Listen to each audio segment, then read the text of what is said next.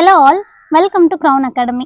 நம்ம லாஸ்ட் கிளாஸோட எண்டிங்லேயே பார்த்தோம் கவர்மெண்ட் ஸ்கூல்ஸ்லாம் எவ்வளோ பட்டதாரி ஆசிரியர்களுக்கான காலி பணியிடங்கள் இருக்குன்றது கணக்கெடுத்துட்டு இருக்காங்க. அது மேபி யூஜிடிஆர்பி வர்றதுக்கான ஒரு சின்ன சிம்டமாக கூட இருக்கலாம். அண்ட் நிறைய பேரோட தாட்டும் இதுதான். ஸோ கூடிய சீக்கிரமாக யூஜிடிஆர்பிக்கான நோட்டிஃபிகேஷன் வரப்போகுது. நம்ம க்ரௌன் அகாடமியில் யூஜிடிஆர்பிக்கான கோர்ஸ் வந்து ஸ்டார்ட் பண்ணி போயிட்டுருக்கு. நம்மளோட யூஜிடிஆர்பி கோர்ஸில் study materials, regular classes, online classes, online test இது எல்லாமே இருக்குது. இது எல்லாமே அவைலபிளாக இருக்குது. இன்றைக்கி நம்ம இந்த வீடியோவில் என்ன பார்க்க போகிறோன்னா, சாப்டர் நம்பர் 5 கிளைமட்டாலஜி யூஜிடிஆர்பியில் ஜியாகிரஃபியில் யூனிட் நம்பர் 2 இருக்குது. அதில் நம்ம chapter number 5 prevailing winds circulation பற்றி பார்க்க போகிறோம். அதுக்கு முன்னாடி ஒரு சின்ன மோட்டிவேஷன் என்னென்னா, நம்ம நிறைய கவலைகளை சுமந்துக்கிட்டு கண்ணீர் சிந்ததை விட நிறைய லட்சியங்களை சுமந்துக்கிட்டு வேர்வை சிந்தினா வாழ்க்கையில் கண்டிப்பாக வெற்றி பெற முடியும். நீங்கள் என்ன இனி பண்ணணும்னா, எக்ஸாம் வருமா அப்படின்ற டவுட் அந்த கவலை எடுத்து தூக்கி போடுங்க. எக்ஸாம் வரப்போதே எப்படிடா இன்னும் படிக்கவே இல்லையே அப்படின்ற கவலையை தூக்கி போடுங்க. நம்ம பாஸ் பண்ணுவோமா, நமக்கு வேக்கன்ட் கிடைக்குமா, நம்மளால் வேலைக்கு போக முடியுமா அப்படின்ற கவலையை தூக்கி போடுங்க. இந்த மாதிரி இருக்கிற சின்ன சின்ன சில்லித்தனமான கவலையெல்லாம் தூக்கி போட்டுட்டு நம்மளோட லட்சியம் என்ன, யூஜிடிஆர்பி ஃபேக்கல்ட்டி ஆகிறது, ஒரு பட்டதாரி ஆசிரியர் ஆகிறது. அதுக்கான வேலையை நம்ம பார்க்க ஆரம்பித்தோன்னாவே கண்டிப்பாக ஜெயிச்சிடலாம். ஸோ நம்ம கவலைப்படுறது எல்லாத்தையும் தூக்கி ஒரு ஓரமாக வச்சுட்டு இப்போலேருந்து ஸ்டார்ட் பண்ணால் கூட படிக்கிறதுக்கு கண்டிப்பாக யூஜிடிஆர்பியில் நமக்குன்னு ஒரு வேக்கன்ட், நமக்குன்னு ஒரு பிளேஸ் கண்டிப்பாக அங்கே வெயிட் பண்ணிட்டு தான் இருக்கும். இப்போ நம்ம கிளாஸ்குள்ளே பார்க்கலாம். இன்றைக்கி நம்ம பார்க்க போகிறது சாப்டர் 5 முதன்மை காற்றுகள். இதுக்கு முன்னாடி கிளாஸில் நம்ம என்ன பார்த்தோம்னா சாப்டர் 4 பார்த்தோம். அதாவது அட்மாஸ்பியரிக் ப்ரெஷரும், அப்புறம் வாட் இஸ் விண்டு, அதை அளக்கிற கருவி என்னென்ன, அப்புறம் கிரேடியன்ட் ஆஃப் விண்டு, இது எல்லாமே பார்த்தோம். அட்மாஸ்பியரிக் ப்ரெஷரு அதோடைய டெஃபினேஷன் பார்த்தோம். அது எப்படின்னா அளக்குறோன்றது நம்ம லாஸ்ட் கிளாஸில் பார்த்தோம். அண்ட் அதோட முக்கியமாக அட்மாஸ்பியரோடைய அந்த 3 பிரிவுகள், ப்ரெஷரோட 3 பிரிவுகள் பார்த்தோம் இல்லைங்களா. அது அப்புறம் வந்துட்டு ப்ரெஷர் ரீஜியன்ஸ் பார்த்தோம். Equatorial low pressure belt, subtropical high pressure belt, sub polar low pressure belt, கடைசியாக போலார் ஹை ப்ரெஷர் பெல்ட்டு. நம்ம தெரிஞ்சுக்க வேண்டிய ஒரு முக்கியமான விஷயம்னா மொத்தம் ப்ரெஷர் பெல்ட் வந்து 7 இருக்குது நம்மளோட வேர்ல்டில். And 4 type of pressure belt இருக்குன்றது நம்ம தெரிஞ்சுக்கிட்டோம் லாஸ்ட் கிளாஸில். இப்போ நம்ம பார்க்க போகிறது முதன்மை காற்றுகள், ப்ரிவேலிங் விண்டுன்னு சொல்லுவாங்க, இல்லை ப்ரைமரி விண்ட்ஸ்ன்னு கூட சொல்லுவாங்க. அது ஃபஸ்ட்டு வந்துட்டு நம்மளுடைய வளிமண்டல பொது சுழற்சினா என்ன, அதோட வகைகள் பார்ப்போம். அதாவது அட்மாஸ்பியரிக்கோட ஜென்ரல் சர்க்குலேஷன் சொல்லுவாங்க. ஜென்ரல் சர்க்குலேஷனுடைய கிளாசிஃபிகேஷன் அப்படி இல்லைன்னா டைப்ஸ், அது பார்ப்போம். ரெண்டாவது காற்று மண்டலங்கள் பார்ப்போம். 3 காற்று மண்டலங்கள் இருக்குது, அதை பற்றி பார்ப்போம். அடுத்து அந்த காற்று மண்டலங்களோட இடப்பெயர்ச்சி, அது எப்படிலாம் ஷிஃப்ட் ஆகுது அது பார்ப்போம். அடுத்து தீர்க்கரேகை ரீதியான மாற்றம் எப்படி இருக்குது அப்படின்னு பார்ப்போம். அதுக்கடுத்து ஜென்ரல் சர்க்குலேஷன் அதை பார்த்துட்டு அதில் ஒரு சில டாபிக்ஸ் இருக்குது.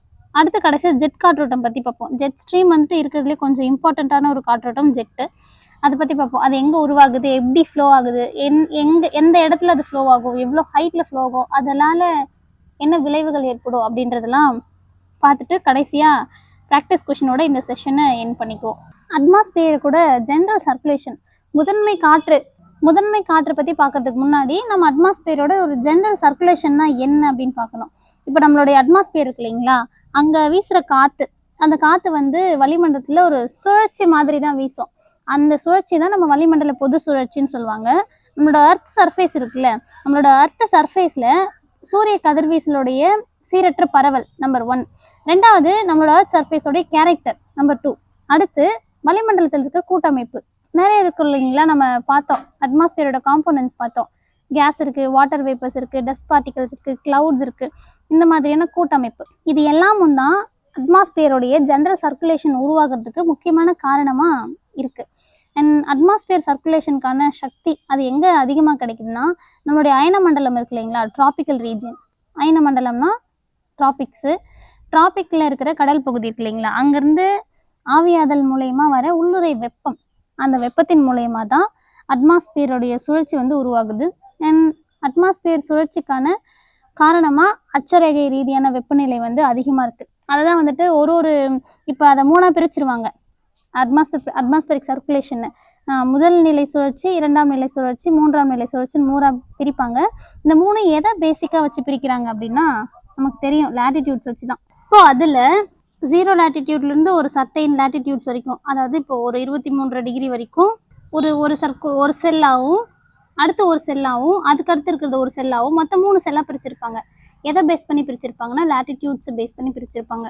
ஸோ அட்மாஸ்பியரிக்கோட ஜென்ரல் சர்க்குலேஷனில் லாட்டிடியூடு ஒரு முக்கியமான பங்கு வந்து வகிக்குதுன்றது நம்ம தெரிஞ்சுக்க வேண்டியது. ஃபஸ்ட்டு வந்து இந்த பிரிவை 3ஆக பிரிச்சிருப்பாங்க. ஒன்று primary circulation, secondary circulation, tertiary circulation 3. இது 3 ஃபஸ்ட்டு என்னென்னு பார்ப்போம். அதுக்கடுத்து அடுத்தடுத்த டாபிக்ஸ் மேலே நம்ம கண்டினியூ பண்ணிட்டு போவோம். இது 3மே ஒரு பேசிக்கான டாபிக்ஸ் தான். பேசிக்கான டாபிக்ஸை பார்த்தாலே மீதி வர வர இருக்கிற பின்னாடி இருக்கிற டாபிக்ஸ் எல்லாமே ஈஸியாக புரிஞ்சிடும். ஃபஸ்ட்டு ப்ரைமரி சர்க்குலேஷன், முதல் நிலை சுழற்சி. இது வந்து ஒன்றும் இல்லை, கோல் காற்று, பிளானிட்டரி விண்ட்ஸோடைய தொகுதியை தான் இது சொல்லும். மொத்தம் 3 பிளானிட்டரி விண்ட் இருக்குது. ஒன்று தடக்காற்று, அதாவது ட்ரேட் விண்ட்னு சொல்லுவாங்க, ட்ரேட் விண்ட்ஸு. இதுக்கு இன்னொரு பேர் வந்து வியாபார காற்றுன்னு சொல்லுவாங்க. அடுத்து வந்து மேலை காற்று, அது மேற்கு சைட்லேருந்து வீசும். ஸோ அது பேர் வந்து வெஸ்டர்லீஸ். அடுத்து வந்து துருவ கீழே காற்று, இதுக்கு பேர் போலார் ஈஸ்டர்லீஸ். இந்த 3ம் முதல் நிலை சர்க்குலேஷனில் இருக்கக்கூடிய 3 காற்று. இது வந்து எர்த் சர்ஃபேஸில் நிலவக்கூடிய அழுத்த மண்டலங்கள், ப்ரெஷர் பெல்ட் இருக்கு இல்லைங்களா, அந்த ப்ரெஷர் ரீஜன்ஸை அடிப்படையாக கொண்டு இந்த 3 காற்று உருவாகுது. அண்ட் முதல் நிலை சுழற்சி மற்ற சுழற்சியான காற்றுக்கு ஒரு பேஸாக அடிப்படையாக இருக்கக்கூடிய இந்த முதல்நிலை சுழற்சிகள் தான்.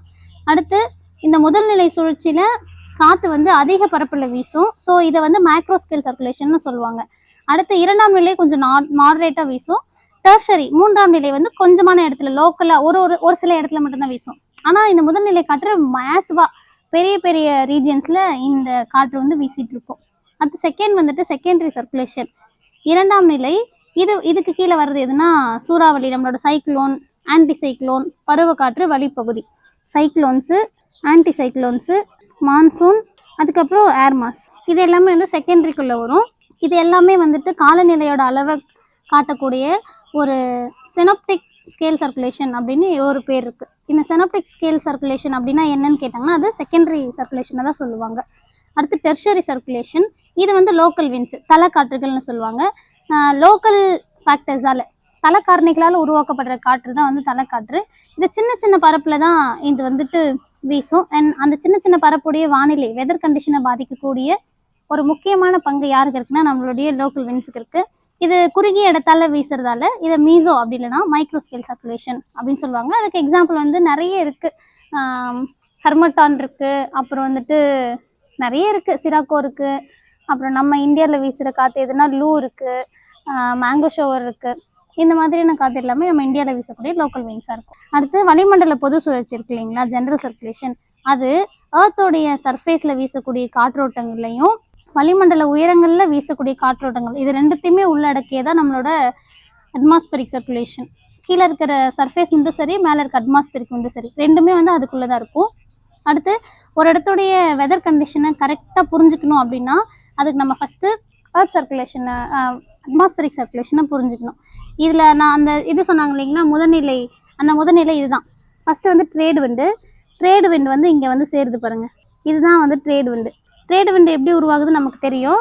இது வந்துட்டு 0 டிகிரி, இங்கே வந்துட்டு ஹை டெம்பரேச்சர் இருக்கிறதால கீழே இருக்கிற ஏர் மாலிக்யூல்ஸ் எல்லாமே ஹீட் ஆகி வெயிட் லாஸ் ஆகிறதால மேலே போகும், மேலே போய் எக்ஸ்பெண்ட் ஆகும்.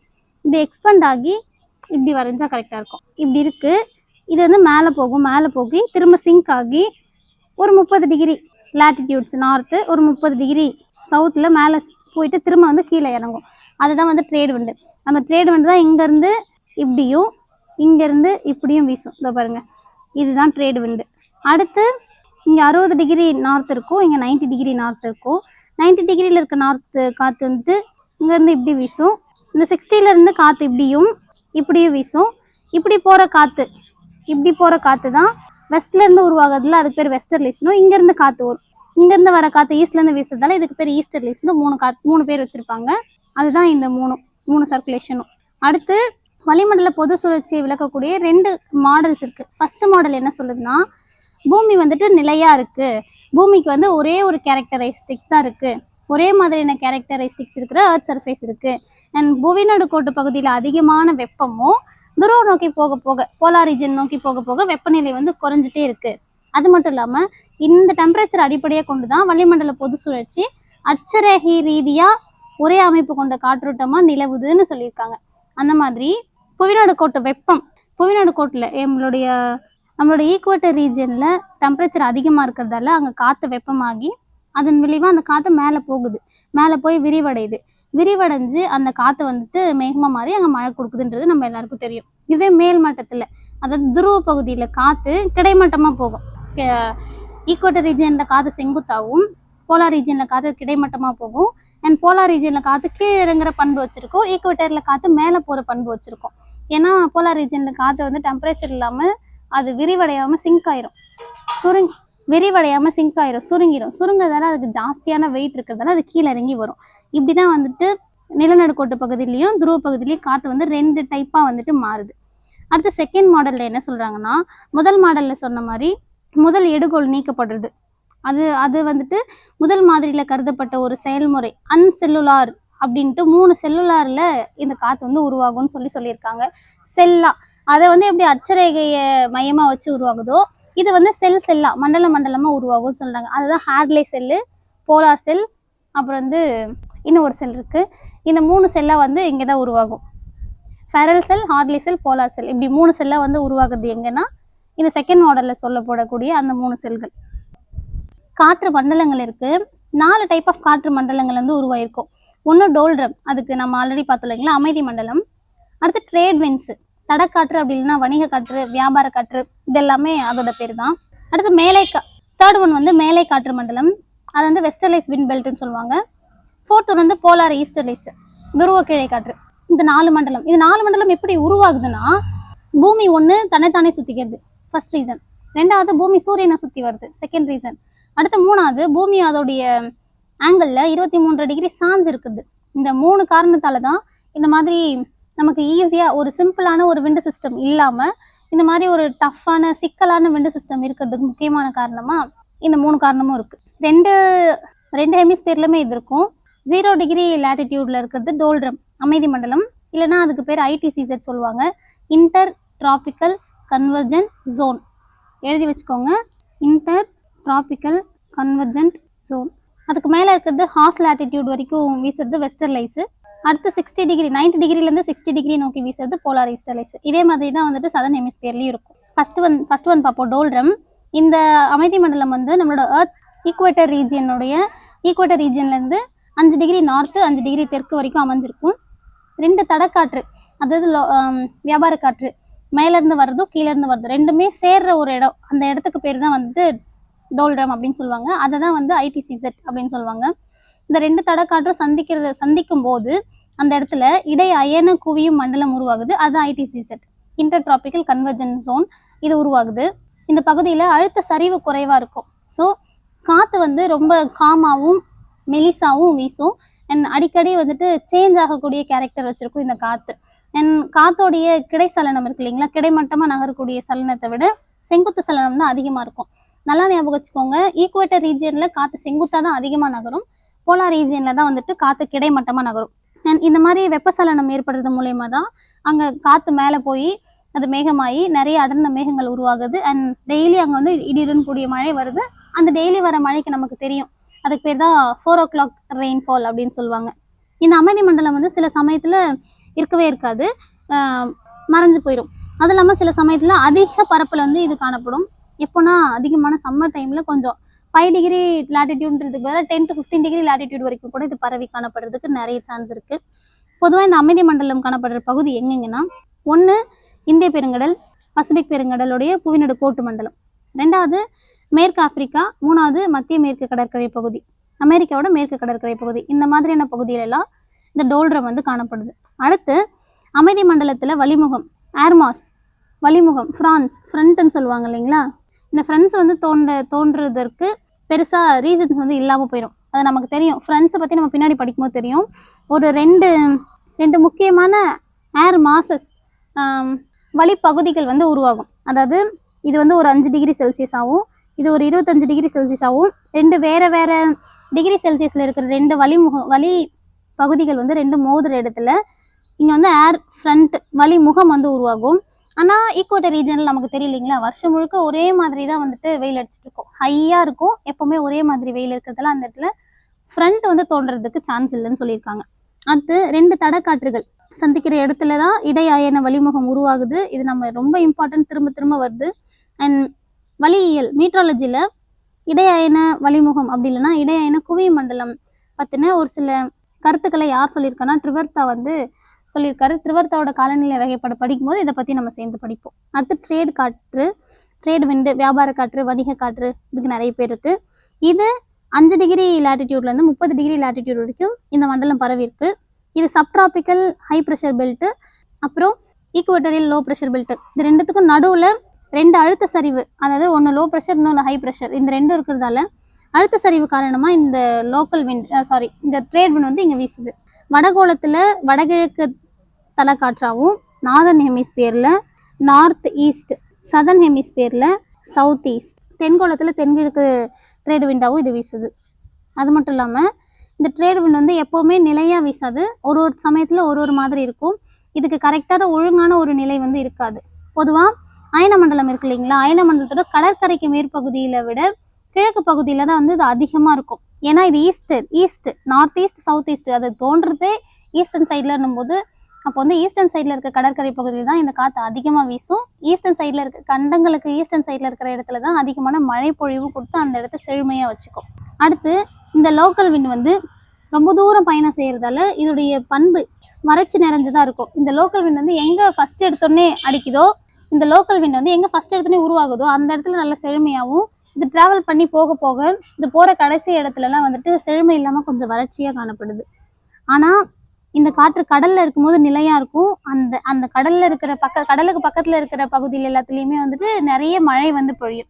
எக்ஸாம்பிள் வந்து சவுத் அட்லாண்டிக்கோட மையப்பகுதியில் தலைக்காற்று வீசுறதால அங்கே வந்துட்டு அதிகமான மழை பொழிவு இருக்கும்.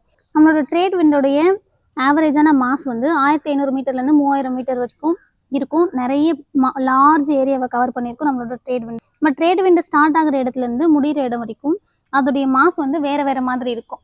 ஃபார் எக்ஸாம்பிளுக்கு இப்போது அந்த ட்ரேட் விண்ட் ஸ்டார்ட் ஆகிற இடத்துல மாஸ் பெருசாகவும், ட்ரேட் விண்ட் எண்ட் ஆகிற இடத்துல அதோட மாஸ் வந்து சின்னதாகவும் இருக்கும். அண்ட் வின்டர் சீசனில் தடக்காற்றோடைய பருமன் ரொம்ப கம்மியாக 900 மீட்டருக்கு தான் வந்துட்டு அது இருக்கும். கம்பேரிட்டிவ்லி மேலை காற்று வெஸ்டர்லைஸ் இருக்கு இல்லைங்களா, வெஸ்டர்லைஸை விட நம்மளுடைய தடக்காற்றோடைய அளவு பருமன் வந்து கம்மியாக தான் இருக்குது. அது மட்டும் இல்லாமல் இப்போ நம்மளோட ட்ரேட் விண்டு வீசுதுன்னா அதுக்கு ஆப்போசிட்டில், இப்போ நம்ம ட்ரேட் விண்டு வீசுதுன்னா அதுக்கு ஆப்போசிட்டில் எதிர் திசையில் துருவத்திலேருந்து வர ஒரு காற்று வீசும். அதுக்கு வந்துட்டு எதிர் தடக்காற்று ஆன்டி ட்ரேட் விண்டுன்னு சொல்லுவாங்க. இது எல்லா இடத்துலையும் ஈஸியாக வீசாது, ஒரு சில இடத்துல வீசும். முக்கியமாக சப்ட்ராபிக்கல் ஹை ப்ரெஷர் பெல்ட் இருக்கு இல்லைங்களா, அந்த இடத்துல வந்துட்டு இந்த ஆன்டி ட்ரேட் விண்டு எதிர் திசை எதிர் தடக்காற்று வந்து அதிகமாக வீசும். இந்த காற்று வந்து 20 டிகிரி லேட்டிடியூட்லேருந்து 35 டிகிரி லேட்டிடியூட் வரைக்கும் இது வீசும். அது வந்து கீழே இறங்கி வந்துட்டுருக்கும் இந்த காற்று. இது எப்படி உருவாகுதுன்னா, ஒன்று இந்த காற்று உருவாகுது முக்கியமான காரணம் கதிர்வீசலால் இந்த காற்று குளிர்வாயி நம்ம கீழே இறங்கி வரும். அப்படி இல்லைன்னா துருவம் நோக்கி போகிற காற்று கொரியாலிஸ் விசை காரணமாக வந்துட்டு அதோடைய டைரக்ஷன் திரும்ப வந்துட்டு ஈக்குவேட்டர் ரீஜன் நோக்கி வரும். அதுதான் வந்து எதிர்த்தட காற்றுன்னு சொல்லுவாங்க. அப்படி கீழே இறங்குற காற்று அடியபேட்டிக் முறையில் வெப்பமாகி அந்த வெப்ப காற்றாக இருக்கிற காற்று கொஞ்சம் கொஞ்சமாக மேலே போயிட்டு இருக்கும். அப்படி மேலே போய் தான் இந்த மாதிரியான அட்சரேகை பகுதியில், அதாவது 20 to 30 டிகிரி அட்சரேகையில் வெப்ப பாலைவனங்கள் நிறைய உருவாகிறதுக்கு முக்கிய காரணமாக இந்த அடியபேட்டிக் மூலயமா வீசுகிற எதிர் ட்ரேட் விண்டாக கூட இருக்கலாம். அண்ட் இந்த அட்சரேகை பகுதி தான் குதிரை அட்சரேகை, ஹார்ஸ் லேட்டிடியூட்னு சொல்லுவாங்க. நம்ம லாஸ்ட் கிளாஸ்லேயே பார்த்தோம், ஹார்ஸ் லேட்டிடியூட்னா அந்த இடத்துல போகும்போது காற்றே வீசாமல் கொஞ்சம் காமாக இருக்கிறதால அங்கே வந்துட்டு கப்பல் நகராது. ஸோ கப்பலில் போகிற மாலுமிகள் வந்துட்டு கப்பலோட்டிகள் வந்து அந்த கப்பலில் இருக்கிற குதிரைகள் எல்லாத்தையும் கடலில் தூக்கி போட்டுட்டு கப்பலோடைய வெயிட்டை லாஸ் பண்ணி அந்த இடத்துல இருந்து மூவ் ஆகி போவாங்க. நம்மளுடைய அமைதி மண்டலம் டோல் ட்ரம்லேயும் சரி, தடக்காற்று வீசுகிற பகுதியிலையும் சரி அடிக்கடி சூறாவளிகள் வர்றதுக்கு நிறைய சான்ஸ் இருக்குது. முக்கியமாக அயன மண்டல பகுதிகள் இருக்கு இல்லைங்களா, டிராபிக்கல் ரீஜியனுடைய வானிலையில் முக்கியமான பங்கு வகிக்கிறது எதுனா நம்மளுடைய டிராபிக்கல் சைக்ளோன்ஸ் தான். சம்டைம்ஸ் டெம்பரேட் சைக்ளோன்ஸ் கூட டிராபிக்கல் ரீஜனில் உருவாகிறதுக்கு நிறைய சான்சஸ் வந்து இருக்குது. அடுத்து வெஸ்டர்லி விண்ட் பெல்ட், மேலை காற்று மண்டலம். இது எங்கன்னா 30 டிகிரிலேருந்து 60 டிகிரி அட்சரேகை பகுதியில் சப்ட்ராபிக்கல் ரீஜியன்லேருந்து வர காற்றும் ப்ளஸ் சப்போலார் ரீஜன்லேருந்து வர காற்று, இது ரெண்டுமே வர காற்று மண்டலத்து பேர் தான் மேலை காற்று மண்டலம் அப்படின்னு சொல்கிறாங்க. இது ட்ரேட் விண்டை ஒப்பிடும்போது இந்த காற்றோட திசையும் சரி இதோட விசையும் சரி அதிகமாக வேறு மாதிரி இருக்கும். அந்த மாதிரி இல்லாமல் இது வேறு மாதிரி முற்றிலும் மாறி இருக்கும். அண்ட் இந்த பகுதியில் அதிக அளவில் மிதவெப்ப மண்டல சூறாவளிகள் டெம்பரேட் சைக்ளோன்ஸும் அண்ட் ஆன்டி சைக்ளோன்ஸும் உருவாகிறதுக்கு முக்கியமான காரணமாக இந்த மேலை காற்று இருக்குது. அண்ட் இந்த மேலை காற்று கூட சேர்ந்து அந்த சைக்ளோன்ஸ் எல்லாமே ஈஸ்டர்ன் சைடாக, கிழக்கு வழியாக வந்துட்டு பயணம் செஞ்சு போகும். அதுக்கு முக்கியமான காரணமாக மேலை காற்று தான் இருக்குது. நார்தர்ன் ஹெமிஸ்பியரில் லேண்டும் சரி வாட்டரும் சரி அதிகமான பரவலில் வேறு வேறு மாதிரி இருக்கிறதால அந்த இடத்துல மேலை காற்றோட பண்பு வந்து வேறு மாதிரி இருக்கும். அங்கே வந்து வெதர் கண்டிஷனில் அடிக்கடி நிறைய சேஞ்சஸ் வந்து நடக்கும். மேலை காற்று வந்து வருஷம் முழுக்க வீசினாலும் குளிர்காலத்தில் அதோடைய ஆதிக்கம் வந்து அதிகமாக இருக்கும், தீவிரமாக இருக்கும். ஏன்னா குளிர்காலத்தில் அலுசியன் அப்புறம் வந்து ஐஸ்லாந்து இந்த ரெண்டு இடமும் லோ ப்ரெஷர் ஏரியாவாகவும் யுரேஷியாவோட மையப்பகுதி ஹை ப்ரெஷர் ஏரியாவும் இருக்கிறதால இந்த 2 இடத்துக்கும் நடுவில் இருக்கிற ப்ரெஷர் கிரேடியன்ட் வந்து ரொம்ப அதிகமாக இருக்கும். ஸோ இந்த இடத்துல வந்து இந்த பெல்ட் வந்து கொஞ்சம் தீவிரமாக இருக்கும். அது மட்டும் இல்லாமல் குளிர்காலத்தில் வேகமாக நகரக்கூடிய குளிர் வளிமுகம் இருக்கும் இல்லைங்களா, போலார் ஏர் மாஸ் இருக்கும். அந்த ஏர் மாஸ் வந்துட்டு நம்மளுடைய போலார் ஏர் ஃப்ரண்ட் கூடயே சேர்ந்து வேகமாக நகரும். அண்ட் இந்த வளிமுகம் இந்த ஃப்ரெண்ட்ஸ் வந்து நிறைய சூறாவளிகள் உருவாகிறதுக்கும் அண்ட் நிறைய எதிர் சூறாவளி ஆன்டி சைக்ளோன் உருவாகிறதுக்கும் முக்கியமான காரணமாக இந்த போலார் ஃப்ரண்ட் வந்து இருக்குது. அது மட்டும் இல்லாமல் நம்மளுடைய சதர்ன் ஹெமிஸ்பியரில் இந்த மாதிரி நிறைய வந்துட்டு இருக்காது. அந்த இடத்துல வந்து மேலை காற்று ரொம்ப சதர்ன் ஹெமிஸ்பியரில் மேலை காற்று ரொம்ப ஸ்ட்ராங்காக இருக்கும் அண்ட் ரொம்ப தீவிரமாக ப்ளஸ் தொடர்ந்து வீசிக்கிட்டே இருக்கும். அதுக்கான காரணம் என்னென்னா சதர்ன் ஹெமிஸ்பியரில் நிலநீர் வேறுபாடு கம்மியாக இருக்குது. அதனால 40 டிகிரிலேருந்து 60 டிகிரி வரைக்கும் இந்த அச்சரேகை பகுதியில் சீராக தீவிரமாக வந்துட்டு இந்த காற்று வீசும். அதனால தான் நம்ம லாஸ்ட் கிளாஸில் பார்த்த மாலுமிகள் அதை எப்படி சொல்லுவாங்கன்னா, இதை கர்ஜிக்கும் 40னும் ஊளையிடும் 50 கீரிச்சிடும் 60 அப்படின்னு சொல்லி அதுக்கு பேர் வச்சு கூப்பிடுவாங்க. அடுத்து வந்து 4th one and last one துருவ கீழே காற்று மண்டலம். இது வந்து போலார் ஈஸ்டர்லை விண்ட் பெல்ட்னு சொல்லுவாங்க. இது வந்து துருவ உயரழுத்த பகுதியிலேருந்து போலார் ஹை ப்ரெஷர் ஏரியாலேருந்து சப்போலார் லோ ப்ரெஷர் ஏரியாவை நோக்கி இந்த காற்று வீசுது. அதனால தான் இதுக்கு துருவ கீழே காற்றுன்னே பேர் வச்சுருக்காங்க. ஈஸ்டர்ன் சைட்லேருந்து வீசுறதாலையும் ப்ளஸ் போலார் ரீஜியன்லேருந்து வீசுறதாலையும் இதுக்கு துருவ கீழே காற்றுன்னு பேர் வச்சுருக்காங்க. துருவ பகுதியில் கொரியாலிஸ் விசையம் தான் அதிகமாக இருக்கும். ஸோ அங்கே இருக்கிற காற்று நிறைய திசையில் விளக்கமடைஞ்சு வேகமாக வீசும். அப்படி வீசுகிற காற்று தான் இந்த துருவ கீழே காற்று. இது வட துருவ பகுதியிலேருந்து ஒழுங்காக இருக்காது, ஒழுங்காக வீசாது. ஆனால் தென் துருவ பகுதியில் இது ஒரு மாதிரி காமாக நார்மலாக வீசும், ஒழுங்காக வீசும். இதுக்கு எக்ஸாம்பிள் வந்து கிரீன்லாந்து, நார்த் பசிபிக்கு, நார்த் அட்லாண்டிக் இந்த மாதிரியான பகுதியில் இந்த காற்று நிறைய டைரெக்ஷன்லேருந்து வீசும். அண்ட் குளிர்காலத்தில் சைபீரியா, கனடா அந்த மாதிரி பகுதிகளில் நிலவர உயரழுத்த பகுதியிலேருந்து இந்த கீழே காற்று வீசும், துருவ கீழே காற்று. இதுவே சதர்ன் ஹெமிஸ்பியரில் துருவ கீழே காற்று கரெக்டாக வீசும், நார்தர்ன் ஹெமிஸ்பியரில் கரெக்டாக வீசாது. அது எங்கன்னா அண்டார்டிக் கான்டினென்ட் இருக்கும் இல்லைங்களா, அங்கே வந்துட்டு கரெக்டான ஒரு வானிலை புள்ளி விவரம் நமக்கு கிடைக்காததுக்கு முக்கியமான காரணமே இந்த துருவ கீழே காற்று தான். அது மட்டும் இல்லாமல் அண்டார்டிகா கண்டத்து மேலே நிறைய ஆன்டி சைக்ளோன் வந்துட்டு இருக்கும் அண்ட் நிறைய பனி புயல் வேகமாக வீசும். நிறைய பீடபூமி சரிவு வழியாக இந்த மலைக்காற்று கேட்டபெட்டிக் விண்டு வந்துட்டு வீசும். அதனால இங்கே பதிவாகிற வெதர் ரிப்போர்ட்ஸ் வந்து வேறு மாதிரி இருக்கும். ஒரு டைமில் வேறு மாதிரி இருக்கும், எல்லா டைம்லையும் ஒரே மாதிரி இல்லாமல். ஸோ அங்கே இருக்கிற வெதர் கண்டிஷனை கால்குலேட் பண்ணுறது நம்மளுடைய மீட்ரோலஜி மாதிரியான ரிசர்ச்சஸ்க்கு கொஞ்சம் கஷ்டமானதாக இருக்கும். இதுதான் 3 செல்லு. இந்த 3 செல்லு இம்பார்ட்டண்ட்டானது. இது வந்துட்டு 0 டிகிரி ஈக்குவேட்டர் ரீஜியன். இந்த இடத்துல மேலே போகிற காற்று ஹீட் ஆகி மேலே போகிற காற்று திரும்ப கன்வெர்ட் ஆகி கூல் ஆகி கீழே வரும். இதுதான் ட்ரேட் விண்டுன்னு சொல்லுவாங்க. இப்படி போகிற காற்று இப்படி கீழே வருது இல்லைங்களா, இது 2 ட்ரேட் விண்டு. இப்படி இந்த ரவுண்டு இதை வந்துட்டு ஹார்ட்லே செல் அப்படின்னு சொல்லுவாங்க. அந்த மாதிரி இந்த 60 டிகிரியில் மேலே போகிற காற்று அதே மாதிரி இங்கே 30 டிகிரியில் கீழே வரும். இப்படி கீழே வந்து இப்படி விலகி வரும். இந்த ரவுண்டுக்கு பேர் ஃபெரல் செல்னும். துருவ பகுதியிலேருந்து வர காற்று மேலே போய் ஹீட் ஆகி திரும்ப கீழே வரும். இதுக்கு வந்து துருவ செல், போலார் செல் அப்படின்னும் 3 செல்லாக பிரிச்சிருப்பாங்க. ஒன்று ஹார்ட்லே செல், இன்னொன்று ஃபெரல் செல், இன்னொன்று போலார் செல். இது 3 இம்பார்ட்டண்ட்டானது. இது கண்டிப்பாக ஞாபகம் வச்சுக்கோங்க, எக்ஸாமில் கேட்கறதுக்கு நிறைய சான்ஸ் இருக்குது. இதோட 2 டாபிக் முடிஞ்சது. அடுத்த டாபிக் வந்துட்டு காற்று மண்டலங்களுடைய இடப்பெயர்ச்சி, லாட்டிடியூடோட ஷிஃப்டிங் விண்ட் பெல்ஸ் பற்றி அடுத்து பார்க்கலாம்.